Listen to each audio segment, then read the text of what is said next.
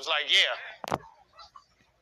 At that point, Tony, he was like, man, Tony want to tell you something. He like, tell me what happened. I'm like, wow, what's going on? He said, because that was your cousin, Dontavius. I'm like, you talking about your son? He was like, yeah.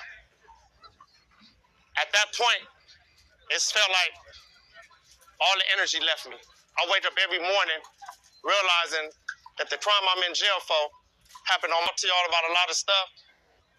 I came to jail at the age of 19. I'm 42 now. I've been down 23 years for a murder, for a drive-by shooting. It's hard coming to jail being at that age, because at that time I came in just like a lot of young dudes. I was lost and still trying to prove myself. In prison, we learn what the older homies supposed to teach us. And that was still basically proving ourselves, being blind to what's going on out there right now. Being blind what's going on in here. We brought in here to separate and hate, but at the same time, we never realized the harm that we was committing on ourselves and our family. So it's always been hard. I wake up every morning realizing that the crime I'm in jail for happened on my own cousin that I never got a chance to meet, never sat down with or nothing.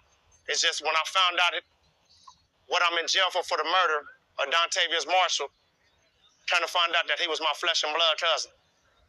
Every day I hurt from that. So every day, I tell a lot of people now, a lot of the young dudes, I talk to them and I try to tell them, like, man, it's too much life out there for us to be at war with each other. We about war about something that we don't even own. Having life without at the age of 19 gave me no hope. I just started finding hope 5 years ago.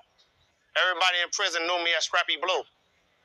Now it's just like whatever a person want to talk about, I'm open to talking about it, because now I know how to show empathy and respect and show love, something that I never shared ever in my life except for with my family. People that's out there, I really wish everybody could come together now and realize that a lot of this stuff that we go through is really coming from a lot of stuff that we grew up as kids. I never knew understanding what empathy and love was, except for when it came to my mama and my daddy. Learning this stuff has been like one of the hardest things, but it's been a blessing to me now that I'm actually being able one day being considered to go home. So I just really want everybody to know, like, to really think before you act. Because a lot of us really don't know I never knew what the word impulse was. I never knew what impulsive ever meant until I started taking these classes and learning about a lot of this stuff. Most people that always knew me knew I was the person that my play button always stayed pressed. I was always ready to go at any time. Now it's like, when you think about it, at 42 years old, I came to jail as a child, with a childish mind state. So I really wish everybody just learn. If I could tell you anything, any young dudes to learn from is, bro, just think before you act. It's not worth it. Once you come up in here, no matter what nobody tell you, what you're doing out there and all that, never be afraid to ask questions. Never be afraid to learn new stuff. So that's about anything that I could actually tell y'all. You know what I mean? Love your family and always make it family first, bro. Like, this right here in prison ain't it. And it's only going to get worse. Thank you, y'all, for taking the time to listen to me. And I appreciate everybody for listening to what I got to say. Yeah, my question is, two questions, actually. How did you find out that was your cousin, your flesh and blood, and then you, like, how did you feel in that immediate moment?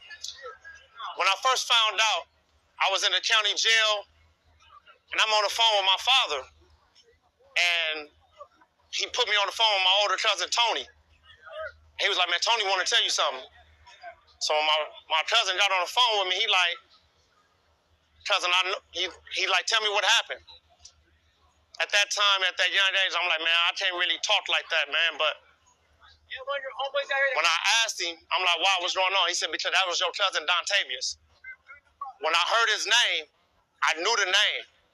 I never seen his face, though. So when he said Dontavius, only thing I could do is put my head down. I'm like, you talking about your son? He was like, yeah. At that point, it felt like all the energy left me. Like, damn, I'm really in jail for my cousin. Like, it's like, even though at that time I was always telling my cousin, he knew I wasn't lying to him when I told him, I didn't know that was gonna happen. But even though I didn't know it was gonna happen, I didn't do nothing to stop it. So that's what really like made it worse. Cause to this day, I wake up every morning realizing like, damn, I'm really in jail for my cousin. At one point in time, I was angry. I blamed everybody else. It was everybody else's fault. I didn't do nothing. Even in my trial, they found everything. They found me not to be the shooter and everything, but they still gave me life. So I was mad at that. But as I started looking at it from his mama's side, how would my mama feel if she found out that it was the other way around? And I never had a chance to tell her this. I never had a chance to tell his brother and them this, but I'm sorry. I'm sorry for what happened to Dontavius. I'm sorry for how I made y'all feel. Even when y'all asked me, who was it? And I couldn't tell y'all. I'm so sincere when I tell you from the bottom of my heart, I'm sorry for causing y'all this pain. And if there's any way I can ever make it right, I am. I'm doing everything I can to make myself a better person.